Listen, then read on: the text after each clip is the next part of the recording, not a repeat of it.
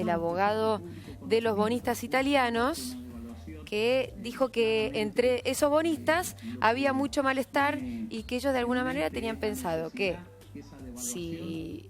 ellos iban a hacer un planteo copiando cuál había sido el acuerdo con los buitres.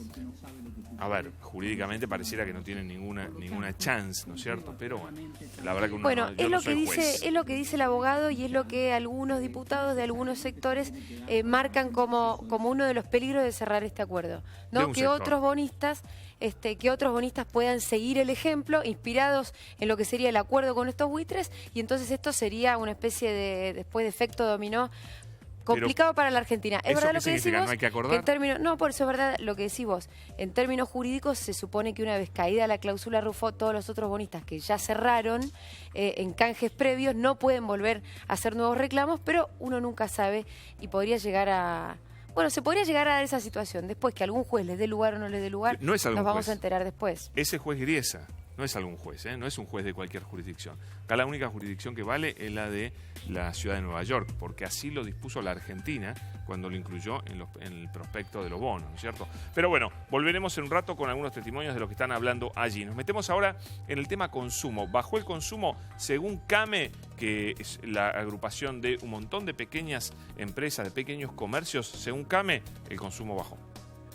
Fue el resultado. El resultado de febrero 2016 respecto al 2015 es una caída del 4,5%. Este es un indicador que se genera en 22 rubros relevados en más de 1.000 comercios de todo el país.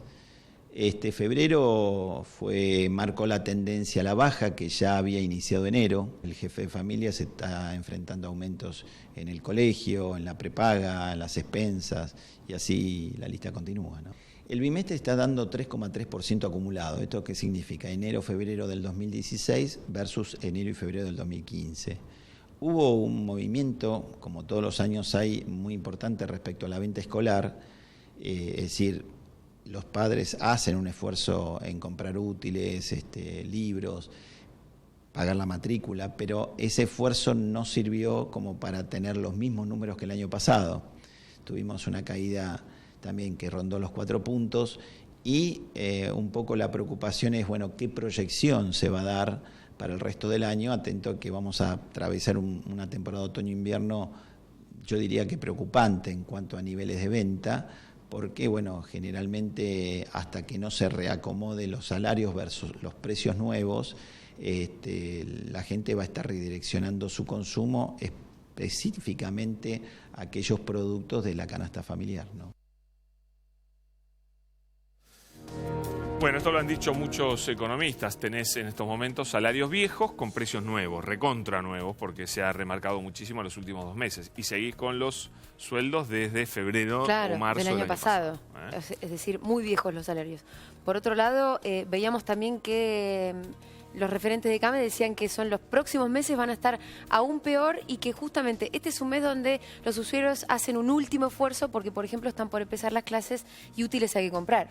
Inevitable, gastos que son sí o sí los tenés que hacer, ¿no es cierto? Bueno, está con nosotros Matías Furio, que bueno, él tiene algún grado de termómetro porque él representa a la Cámara del Juguete, ¿no? De vendedores de juguete. Hola Matías, bienvenido, ¿cómo va? ¿Qué tal, Matías? ¿Cómo estás? Fabricante de juguete. Fabricantes, perdón. Y está Nicolás Gandini con nosotros también. Pablo, Julio, hola Nico, querido, ¿cómo estás? Bien, ¿Todo en orden? Bueno, Matías, ¿cómo ves la cosa? ¿Cómo está el tema? No son grandes meses para la industria de juguete, obvio, porque ya pasó Navidad. Pasaron los regalos, digamos, habituales, ¿no? De Navidad y Reyes. Nosotros diciembre, bueno, para tomar, diciembre fue muy bueno. Reyes, ya tomando el 2016, fue muy bueno también, con un crecimiento del 16% en unidades, que son, nosotros hablamos siempre de unidades porque es la verdadera venta que hay en el sector, ¿no? Nosotros este 2016 lo vamos a tomar y lo estamos viendo muy parecido a lo que fue la devaluación del 2014. Y sobre eso trabajamos. Enero, febrero y marzo son meses tranquilos en el sector, pero la tendencia se va viendo y siempre reflejamos, siempre cuando hay una devaluación, miramos años atrás y más o menos está siendo muy parecido a lo que fue el 2014 y con una muy buena perspectiva porque el juguete argentino desde el mes de septiembre del año pasado que no tiene aumentos. Ajá. Nosotros desde septiembre del 2015 no hay cambio de precios en la lista de los fabricantes. ¿Y cómo hacen para no aumentar los precios cuando les aumente, por ejemplo, la tarifa de electricidad, cuando les aumente el combustible, si es que tienen máquinas que funcionan a combustible? Bueno, eso es lo que hacemos. Nosotros en el juguete no nos anticipamos. Las facturas de luz no han llegado todavía. Sí. Entonces no nos anticipamos, que por ahí sí pasa en otros sectores que se anticipan. Nosotros somos muy cautelosos porque el juguete no es algo básico de la canasta de la madre a la hora de comprar. Claro. Entonces nosotros cuando los alimentos suben, nosotros tenemos que bajar los precios, porque si no, obviamente, el juguete, el calzado textil no vendemos. Entonces, obviamente, tenemos que ser muy cautelosos, porque automáticamente la venta, cuando nos cae, perdemos los turnos de 24 horas que tenemos en la fábrica. Entonces, preferimos no aumentar precios y continuar con la venta hasta, obviamente, que tengamos una certeza en los costos verdaderos de las materias primas, de la luz, pero no salir especulativamente a aumentar precios anticipadamente. Ustedes no especulan porque el juguete no es una prioridad. No es una prioridad, obviamente, y tenemos desde nuestro sector, sabemos lo que nos pasó en el pasado. Y si no queremos que esto vuelva a pasar, tenemos que aumentar producción y ser cauteloso a la hora de hacer los costos de los juguetes. ¿Cómo está el ingreso de juguetes de afuera? Tema que vos estabas muy atemorizado en el mes de diciembre. Tenemos que ver enero y febrero, obviamente, tenemos que ver cuáles son las repercusiones, pero hemos tenido reuniones ya desde el mes de diciembre con los actuales funcionarios. Hemos estado reunidos con Brown, con Leila Nasser, con Martín Echegoyen, con todos los sectores del actual gobierno, y estamos monitoreándolos, estamos trabajando en conjunto, y bueno, obviamente esos resultados estamos esperándolo y confiamos en ellos que así va a ser. ¿Y qué respuesta recibieron? Ustedes, el pedido de ustedes básicamente es no abran las importaciones de juguetes indiscriminadamente. Pues sabemos que si entran los juguetes chinos, se muere la industria. Nosotros lo que hablamos es, nosotros tenemos nosotros cuando le contábamos al secretario de Comercio cuál es obviamente la competencia que tiene el juguete en el mundo. Y la única competencia desleal que nosotros tenemos en el mundo es China. Nosotros podemos competir con Brasil, con Uruguay, con Europa, con cualquier parte del mundo. Pero con China es imposible competir por la competencia desleal que hay, obviamente, en los sueldos. ¿Y lo entendió Miguel Brown? Sí, lo entendió. Estamos trabajando, vamos a monitorear los juguetes y hasta el día de hoy, la verdad que hemos tenido un feedback muy bueno con ellos y bueno, la verdad que contentos con la repercusión. Y bueno, esperando, un poquito, entonces, Matías, después de... en diciembre estuviste acá y poco menos dijiste en noviembre que si ganaba Macri venía el apocalipsis y si ganaba Scioli era el paraíso. Es raro que yo diga, busquemos, es muy raro. Tengo memoria. Nuestra cámara, a ver. No está mal, por ahí pensabas eso honestamente y ahora te sorprendiste no es que pienso gratamente. Eso. Nosotros apoyamos una política industrial. No nos importa quién sea el candidato. No, pero ustedes decían que si ganaba Macri se abrían todas las importaciones. Yo no dije eso. Yo nunca se encontré en ningún lado. No me meto, no partidismo. Es que no me tampoco me lo permite mi cámara. Nunca podría decir algo así. Yo digo de que si hay una apertura indiscriminada de productos importados, nuestro sector desaparece como pasó en el 90. Ahora, hablar de un candidato en el cual no había dicho fehacientemente cada uno qué es lo que iba a hacer, y no solamente el candidato de Sarandó, sino ninguno, porque especulaban todo en hablar poco y decir lo mínimo indispensable, que fue lo que pasó. Entonces, hablar de lo que iba a hacer uno sin decir lo que iba a hacer cada candidato, sería, desde nuestra parte, sería una especulación. Perfecto. Que no es. En lo que estamos todos de acuerdo es que todavía y por ahora no pasó. Por ahora no pasó, y te vuelvo a decir, lo bueno que gracias a todo el diálogo que hemos tenido acá, como también otros medios, por la preocupación, porque no es la preocupación de un candidato, es el sector acá. A ver, cuando se ha invertido en estos 13 o 14 años que han sido sostenidos, mantener esa infraestructura de trabajar 24 horas, eso estamos haciendo de puesto de trabajo. Automáticamente, cuando para la rueda de producción, no solamente perdemos trabajadores, sino se pierde ese nivel de productividad que nos hace hoy mantener los precios. Vos cuando perdés un turno de 24 horas, no solamente perdés trabajadores en el camino, sino que estás perdiendo productividad, y esa productividad va al costo. ¿Se entiende? Ahora, Matías, vos decías que igual históricamente los meses flojos en los juguetes son enero, febrero y marzo. ¿Entendí bien? Enero, febrero y marzo son los meses que se reacomodan las fábricas, y usualmente, ¿qué pasa? Nosotros tenemos trabajadores y fábricas que tienen 70 años. Entonces se utilizan o la segunda quincena de enero o febrero para tomarse el mes de vacaciones, porque hay gente que le corresponde un mes. Sí. Entonces ese reacomodamiento se genera en enero y febrero y marzo. Por eso nosotros lo que hablamos en diciembre, cuando fueron esos acomodamientos de precios por inflación, hablamos con todos nuestros socios de que teníamos que esperar. Que esta historia ya la vimos. ¿Y hasta cuándo hay que esperar? ¿Cuándo vas a ver la verdad de la milanesa o la verdad del juguete? Y vamos a ver cuando vengan las tarifas y cuando nuestros proveedores nos pasen todos los costos esenciales para la producción de un juguete. Ahí se valorarán los costos, pero igual, hay una realidad, como hablamos anteriormente. Nosotros, si aumentamos los juguetes no se venden. Claro. Los juguetes tienen que ser juguetes para todos los argentinos. No es, como hablamos antes, de extrema necesidad. Entonces, si vos tenés un juguete de 1.000 pesos, la gente ya no gasta 1.000 pesos en un juguete. No. ¿Está bien? O tiene que pensar a la hora de consumir ese tipo de juguete. Y es un esfuerzo muy grande. Necesita las cuotas. Lo que sí tenemos una necesidad muy grande es que el juguete incluya en la hora 12, que no está. Porque tenemos fabricantes que tienen productos, que hacen andadores, que hay sí grandes inversiones también. Porque hacer un juguete que tiene conexión a batería, radiocontrol, es complicado y lo estamos haciendo en el mercado local. La seguimos, Matías, en un minuto, porque está Osvaldo Bassano con nosotros. Él es titular de una organización de consumidores. Atención, porque hoy había dos noticias.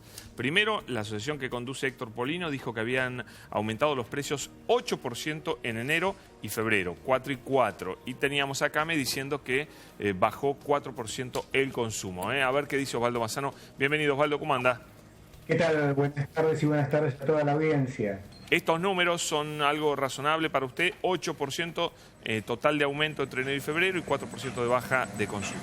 A ver, en el mes de enero a nosotros nos dio un incremento del 5.6 y para el mes de febrero estamos terminando de hacer la medición, pero ronda entre 4 y 4.8 el promedio entre hipermercados, chinos o autoservicios y los comercios minoristas. Lo que sí, algunos comerciantes minoristas nos dicen de que se ha mermado el consumo, por lo menos las compras.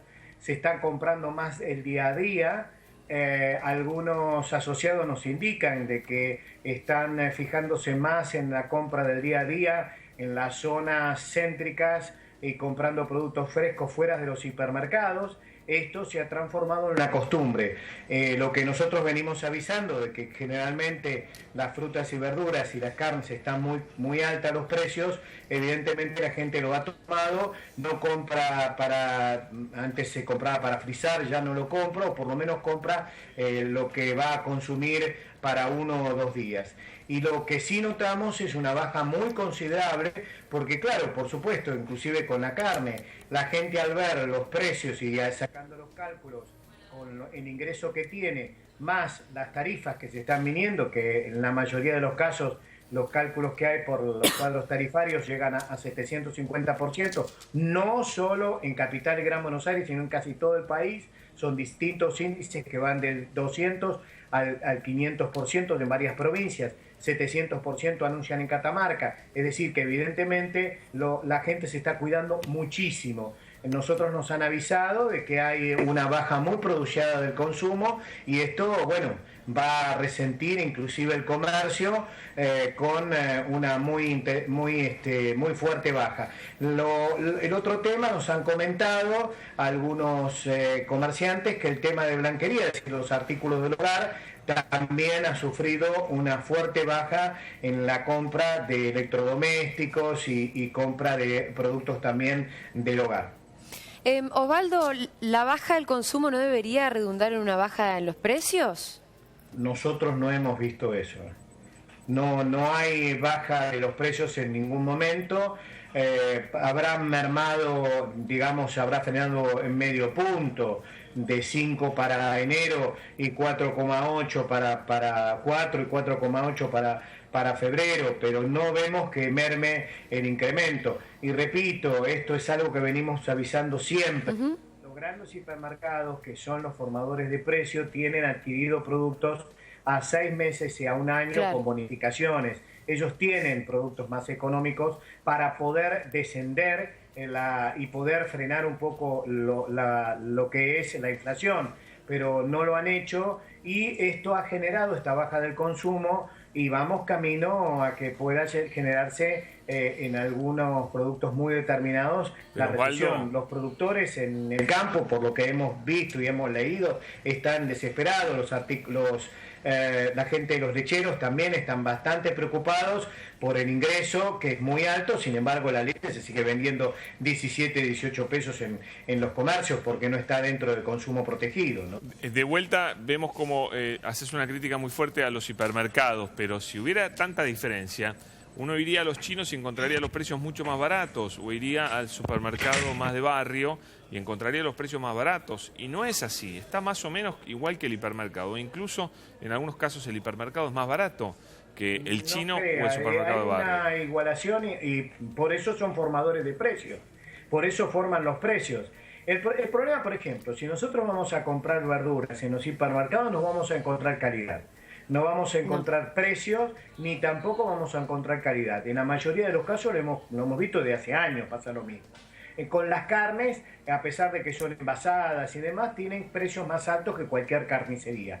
Y si usted adquiere o va a un frigorífico, pasa exactamente lo mismo. En los barrios céntricos, o sea, en el Gran Buenos Aires, hay verdulerías muy grandes que tienen productos muy baratos. Usted el tomate lo puede conseguir a 10, 12 pesos en algunos centros urbanos. Y esto es muy importante porque beneficia al consumidor. Lo que ocurre es que, claro, el consumidor tiene que salir, inclusive hay algunas ofertas en algunas grandes mayoristas también en el conurbano, y no hace a que lo tengan en el almacén de la esquina. Eso es evidente. Debemos admitir que la inflación no ha menguado en la forma que debería ser. Nos aguanta un minuto, Osvaldo, lo tenemos a Carlos Burgueño en la redacción de Ámbito Financiero. Hola, Carlos, bienvenido.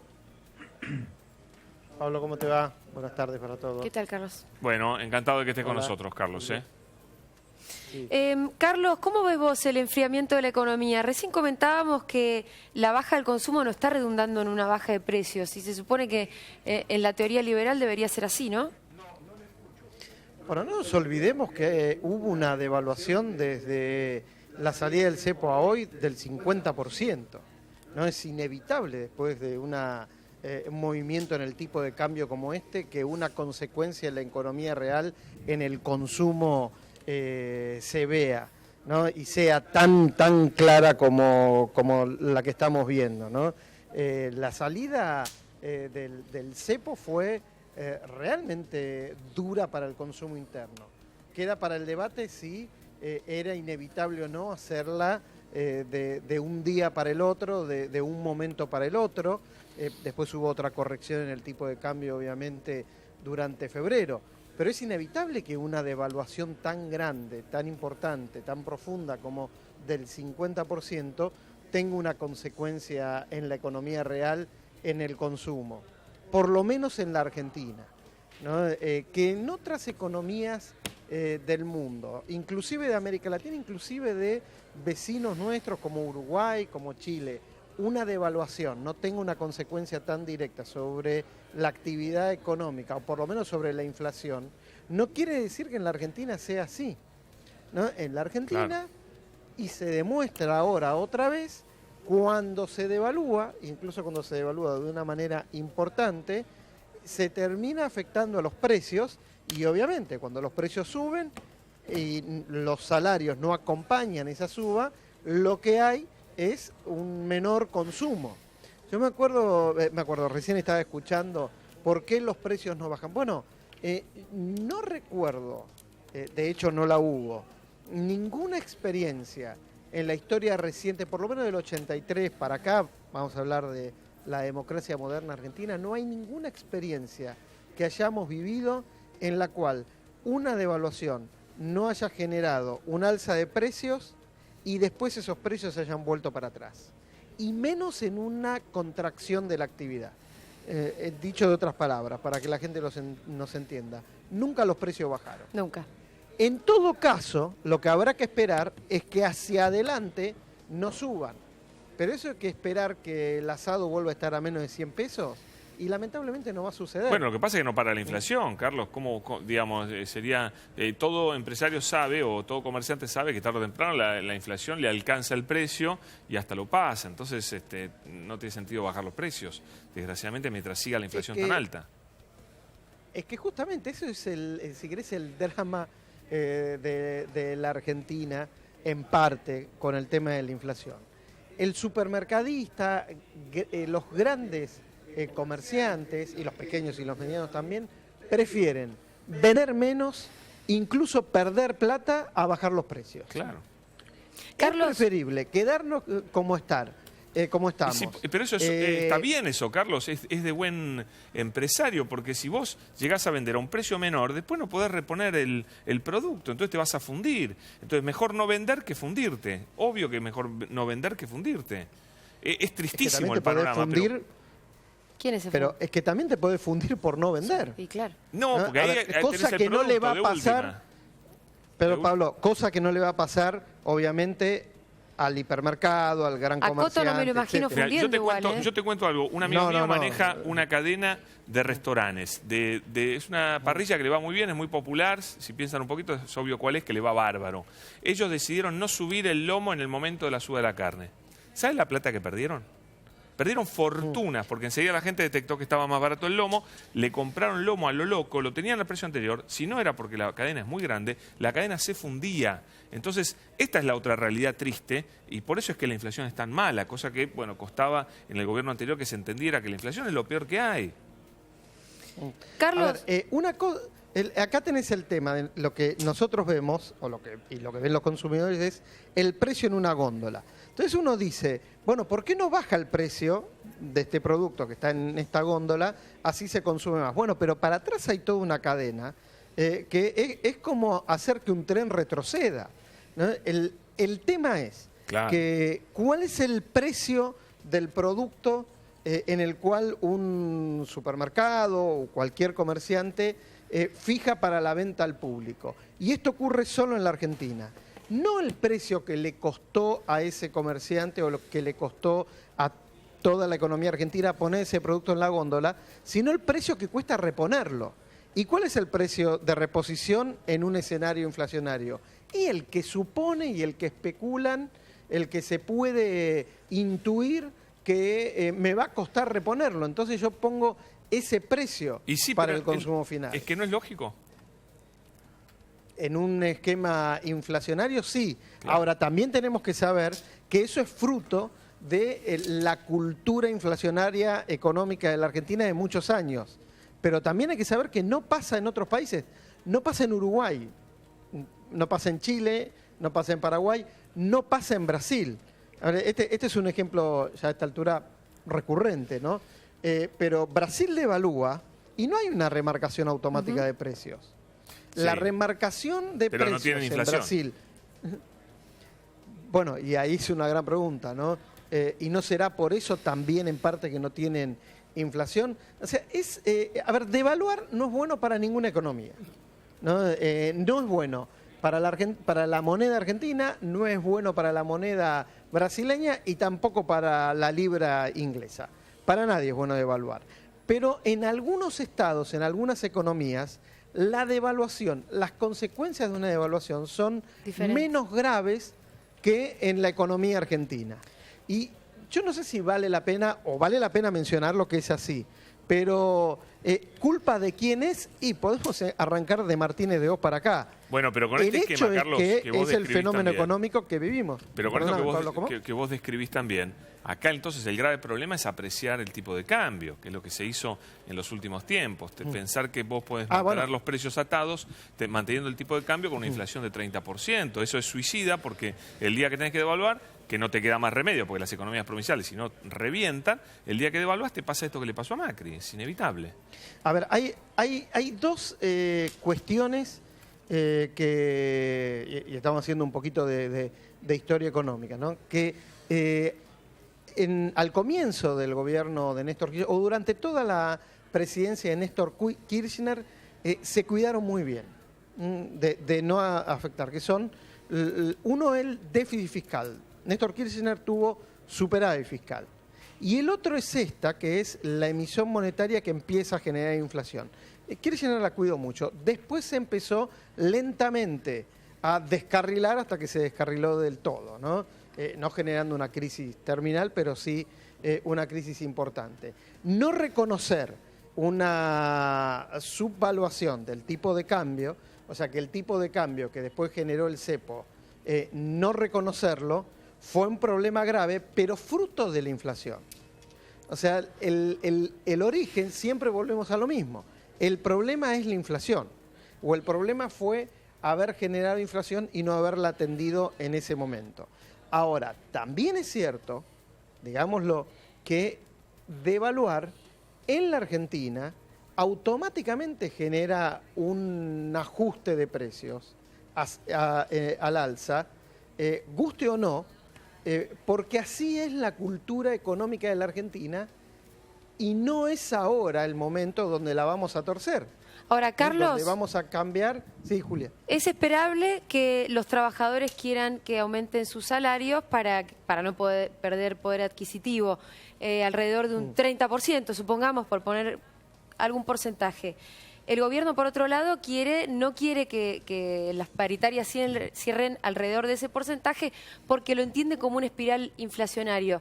¿Vos pensás que al final es un objetivo del gobierno que se enfríe la economía y que baje el consumo? Yo creo que es una consecuencia, no sé si deseada o no deseada, supongo que no deseada. Yo no creo, sinceramente, que los funcionarios del gobierno de Mauricio Macri, por lo menos los que tienen hoy por hoy la responsabilidad de manejar la economía, quieran entrar a una recesión a propósito para enfriar la economía y que no haya inflación. Sinceramente, también por diálogo con ellos. Ahora, lo que sí sé es que están teniendo muchos problemas, incluso con aliados de ellos o con empresarios que en serio querían que Mauricio Macri sea el presidente, y están teniendo problemas con esos empresarios en cuanto a la remarcación de precios, ¿no? La Argentina es un país en el tema precios donde es verdad, y hay que tenerlo en cuenta, muy en cuenta, que pocos empresarios o pocas empresas o pocos productores pueden tener no sé si el monopolio, pero sí el oligopolio de muchos sectores, ¿no? Los sectores, por ejemplo, uno se para en una góndola en un supermercado, ¿no? De productos de tocador y mira para los costados y ve un montón de marcas. Y dice, uy, ¿cuántas marcas que hay? ¿Cuánta competencia? Y en realidad los fabricantes son dos. Son lo mismo. Carlos, sí. Como siempre ha sido muy claro, te tenemos que dejar porque tenemos muchos invitados, pero ha sido clarísimo, hemos aprovechado muy bien el tiempo. Muchas gracias, como siempre. Gracias, Carlos. Gracias, Pablo. Gracias, Julia. Un abrazo gracias, grande. Carlos Burgueño desde la redacción de Ámbito Financiero. ¿Puedo agregar algo? Una pequeña cosa para agregar de Carlos, que la verdad que hizo un resumen excelente. Para entender, uno cuando hace un costo, un fabricante, para la ama de casa también lo entienda, nunca va a haber retroceso de los precios. ¿Por qué? Porque automáticamente un fabricante lo que hace, lo acota con producción. Es muy parecido al petróleo. ¿Qué hace para que el petróleo aumente? Automáticamente produce menos. ¿Qué hace el fabricante acá? Para no bajarlo y para mantener la estructura y poder mantener esa fábrica, el fabricante produce menos y con eso no va a bajar los costos. Pero fíjate que es importante lo que dijo Burgueño con respecto a lo que decía Bassano, que ahora nos está escuchando de vuelta. Bassano decía, los hipermercados compraron productos, los guardaron y después los venden al precio de... Es un mito. De hoy. Pero es obvio, porque el tipo que no hace eso se funde. No, pero eso es un mito. Pero además si vos compras hoy y vendés dentro de 2 meses, y vendés al precio que compraste, más tu margen, nunca vas a poder reponer la mercadería, con lo cual es ilusorio o nunca fue empresario Bassano porque se fundiría mañana si pone un kiosco. A ver, te está escuchando Bassano, Baldo, ¿qué tal? ¿Quieres ejercer su derecho de réplica? Se funde, Bassano, usted. Dice que sería un pésimo empresario, lo dice Dugan. No es que ejerza el derecho de réplica, nosotros generalmente tenemos que defender consumidores. Claro. Y el problema es que el consumidor tiene el derecho a pedir el menor precio o por lo menos una estructura de costo que sea posible para poder comprar, porque también tiene que tener en cuenta que si el consumidor no puede comprar, y que es lo que está comenzando a ocurrir, la producción no va a moverse. Es decir, la baja del consumo trae aparejado retracción. Lo que nosotros hoy estamos viendo que es retracción. Y ojo, hay sectores de la economía que muy fuertemente han comenzado a despedir personal, porque no pueden en su estructura de producción mantener ese personal. Textiles, gastronómicos, en algunas partes del empleo de comercio. Es decir, estamos frente a zapatillas, es decir, estamos frente a una situación real donde no pueden producir porque el consumidor no compra, Porque el consumidor se retrae. ¿Por qué se retrae? Y se retrae porque no tiene una capacidad económica suficiente, como bien lo establece, garantizar el consumo por su economía, pero no le pueden garantizar el consumo porque su economía no tiene una capacidad suficiente para poder adquirir. Entonces, ¿qué hace el consumidor? El consumidor genera lo que se llama consumo responsable. Comienza a consumir aquello que necesita y deja aquello que lo excede. Por lo tanto, van a bajar todos aquellos productos que en el fondo no sean de primera necesidad. Osvaldo, ¿cuáles son los primeros productos? Mitos, perdón, déjeme terminar. Por más que haya mitos, la situación es real y esto va a generar directamente una baja del consumo y una acción directa en el medio de la economía. Osvaldo, ¿cuáles son las primeras cosas que la gente deja de consumir? Por ejemplo, la vestimenta es la primera, por eso textil hay cierta situación, inclusive, aparte esto no solo empezó con el tema del tema cambiario, esto comenzó con la quita de retenciones. En el tema alimenticios, al quitar retenciones a la carne y a la leche, por ejemplo, generó una estampida descomunal que generó que la carne atraccionara todos los productos alimenticios y eso comenzó a atraccionar la economía muy fuertemente.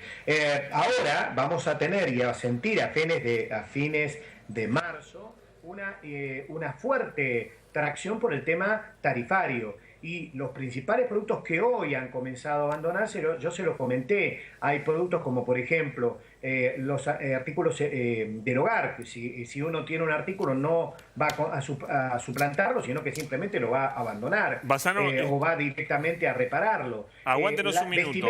Vestimenta también han tenido una baja pronunciada. Sí. También el tema de juguetes, esparcimiento. Es decir, ha habido una pequeña descenso en el consumo en situaciones que no necesita para la vida diaria. Aguántenos un minuto, no se vaya, Bassano. Increíblemente lo que anduvo mejor en los últimos 10 años, este fue el segundo mejor arranque de año. ¿Saben para qué industria? ¿Para qué? La cinematográfica, la venta de entradas de cine. Fue espectacular. Yo no sé si por el calor la gente se metía en el cine o porque había buenas películas, pero fue espectacular estos 2 meses y pico en el cine. Pero bueno, ¿cómo impacta la suba de la nafta de este fin de semana? Que se suma a la suba que tuvo la nafta en enero y la suba de tarifas. ¿Cómo impacta eso en la economía? Se lo preguntamos a Nico Gandini.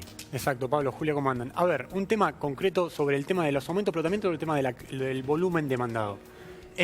La cantidad de gasoil demandado en el primer bimestre del año cayó un 4%. Yo para ponerlo en número, pues estamos hablando un poco conceptualmente que cayó el consumo, pero una baja del 4% del gasoil te está hablando que el agro no te está consumiendo más, te está hablando que la industria no te está consumiendo más. Entonces, hay sectores del gobierno que están preguntando, ¿por qué si sacamos retenciones y una devaluación muy fuerte, y es un incentivo muy fuerte para el sector de agropecuario, sí, ¿por qué el consumo de gasoil cayó un 4%?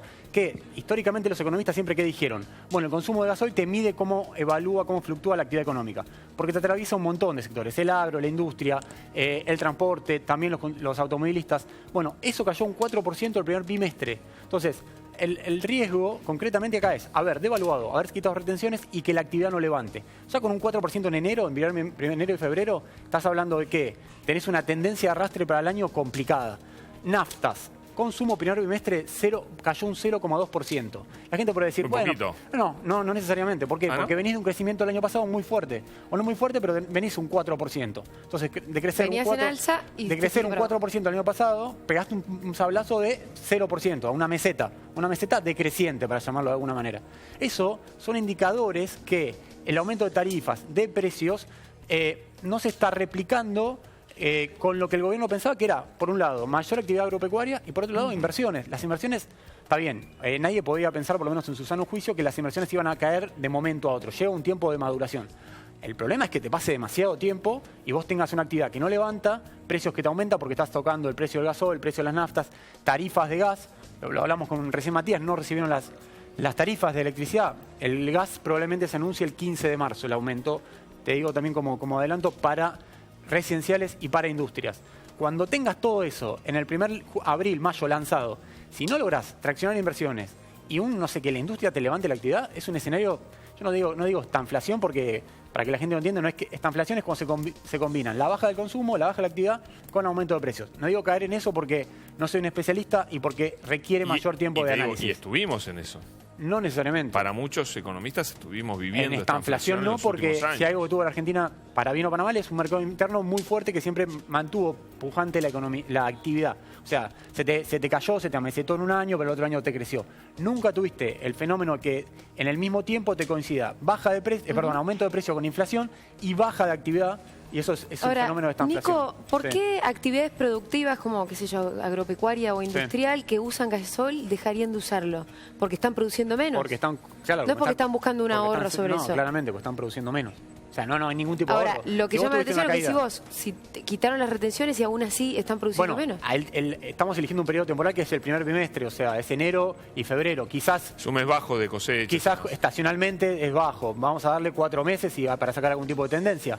Pero te digo a priori, que vos vengas con un 4% abajo de gasoil es un muy mal indicador, digamos. O sea, estás aumentando. Por un lado, las naftas, que era un sinónimo de que el mercado se movía. Durante los últimos años se mantuvo muy creciente el mercado de naftas y demás. En este momento tenés una meseta. O sea, tenés un 0,2% de caída. Bueno, meseta, como dijiste vos, Pablo, se mantuvo. Ahora, si esa tendencia se te mantiene en todo el año y no te empieza a repuntar, bueno, la actividad va a ser un sinónimo muy claro de que la actividad no logra repuntar. Entonces, si a ese mismo tiempo vos... El sábado, nosotros lo habíamos dicho acá, que el fin de semana se venía un aumento de las naftas y gasoil. Yo había hecho 7%, finalmente fue del 6%. Probablemente en abril haya otro retoque. ¿Por qué? Porque los combustibles van a ir acompañando la tendencia de la devaluación del tipo de cambio. O sea, si el dólar se devalúa, los combustibles tienen que aumentar, por esto que explicamos siempre que el precio del crudo, del petróleo, se mide en dólares. Entonces las petroleras presionan para recomponer su margen de rentabilidad. Como devaluó, como una devaluación del 55% desde diciembre hasta la fecha, quieren aumentar el precio en surtidores. En ese escenario tenés que empezar a ver un poco que la actividad no se te queda tanto. O sea, yo repito, para darle un número, 4% de caída de consumo de gasoil, enero-febrero 2016 contra 2015, busquémoslo en los últimos 10 años, te puedo asegurar que no lo encontrás. O sea, es un número muy concreto y por eso los economistas siempre lo basan para analizar, o sea, para hacer una presentación, un análisis más amplio, dicen, bueno, el gasoil es un indicador muy claro de la actividad. Entonces, bueno, la verdad que no es un escenario fácil para manejar. ¿Por qué? Claro. Porque tus objetivos, que era mayor inversión en proyectos productivos, infraestructura, va a requerir un mayor tiempo de maduración, no está llegando eso a la inversión. Bueno, eso tiene que... A ver, lo que dice desde el gobierno es, una vez que cerremos con los holdouts, supuestamente van a venir inversiones. Lo que te dicen otros economistas es, no es condición suficiente, pero sí necesaria. Es decir, no van a venir inversiones si vos no cerrás con los holdouts. Ahora, podés cerrar con los holdouts y que igual no te vengan las inversiones. Eso es cierto también. Pero sin cerrar con los holdouts, inevitablemente no va a venir ninguna inversión. Yo me alineo un poco con lo que vos decís. O sea, yo no creo que sea cerrar el acuerdo con los fondos jurídicos, con los holdouts, no creo que sea condición necesaria. Justamente creo... No, es necesaria, pero no es suficiente. No es suficiente y creo que va a requerir un tiempo más para recuperar confianza, para que alguien, como se dice en la industria, cortar un cheque de 6 ceros, digo, $100 millones, inversión grande. O sea, si no, lo otro que queda, repunte de la actividad vía endeudamiento y obra pública. Que yo creo que el gobierno, como tiene hoy, es la carta más atractiva que tiene. O sea, porque si lo que busca es 2016, inversión genuina, es decir, que acá haya privados que pongan plata fuerte en Argentina, no va a pasar eso. Eso 2017. Seamos buenos entre nosotros, digámoslo, porque si no, lo que sí puede pasar es que... ya lo dijeron las empresas. Pero el gobierno dijeron, nosotros vamos a esperar, porque si bien nos gusta Macri, queremos ver cómo le va. Lo dicen, pero te lo dicen a vos, te lo dicen a Julia, me lo dicen a mí, pero además dicen, queremos ver cómo le va. No lo he dicho en un de récord tampoco, y el gobierno tampoco ha dicho, y esto está bueno sincerarlo también, porque ya que se habla de sincerarlo, que digámoslo, la lluvia de inversiones no va a llegar en 2016. Entonces, el riesgo que vos tenés es que el mercado interno se te quede demasiado y después cómo lo traccionás. O sea, a mí me gusta a veces pensar en términos más generalistas y más de sentido común. Movilizar todo lo que es el mercado interno lleva mucho tiempo y mucho esfuerzo. Cuando vos tirás un freno de mano muy grande, o sea, por eso te digo un indicador muy fuerte el del consumo de gasoil. Después reactivarlo te cuesta un tiempo, no es tan sencillo, digamos. O sea, es una tendencia preocupante. Fíjate que terminamos en un resultado. ¿Qué pasa? No bajan los precios, se produce menos, como empecé yo a decir, que automáticamente cuando la economía se estanca, los precios no empiezan. ¿Por qué? Argentina es un país, vos sos economista, lo sabés, es muy complicado. Yo soy abogado, no soy economista, pero tengo mi fábrica y ahí por eso siempre digo que los economistas tienen que ir a las fábricas, porque ahí se ven los costos. Cuando yo vine a este programa y fui a otros programas en noviembre y diciembre, les contaba cuál es la peligrosidad de un dólar alto, de un dólar a 16 pesos. ¿Cuál era? Que ahí sí lo van a ver si ven para atrás lo que yo opinaba. El que decía, no, pero ya los costos están tomados a 16. El importador. Si hoy vamos a ver un electrodoméstico, está igual que en diciembre o en noviembre del año pasado. Ahora vas a ver un alimento o cualquier producto que se produce en el mercado local y vas a ver que aumentó por lo menos un 30%. ¿Por qué es eso? Porque eso traspasa los precios. Automáticamente cuando se evalúa, lo dije también acá, cuando vos tenés los costos argentinos, la materia prima argentina, sigue el dólar. Cuando vos te devalúa la moneda, automáticamente tus materias primas básicas al otro día te aumentan un 50%. Sí tenían tomado el 16 los importadores, los fabricantes no. Es lo que pasa con las grandes multinacionales que hacen alimento o que también que venden cosmética. ¿Por qué? Si el dólar, si se vende menos, ellos lo exportan. Si el dólar está más alto, ellos exportan. Si se corta el mercado argentino, ellos producen menos y obviamente ¿qué hacen? Despiden gente, es automático, no bajan los precios. Si aumenta el dólar, exportan.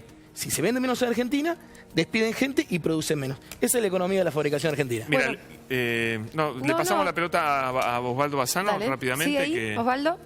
A ver qué dice todo lo que estamos hablando. Es lo que... ¿Hola? Sí, lo escuchamos. Sí, no, es verdad que en este momento hay una severa baja. Le comento que nosotros cuando hacemos relevamiento solemos ver el movimiento que hay en algunos comercios y a veces las cámaras de comercio locales de algunos barrios nos comentan.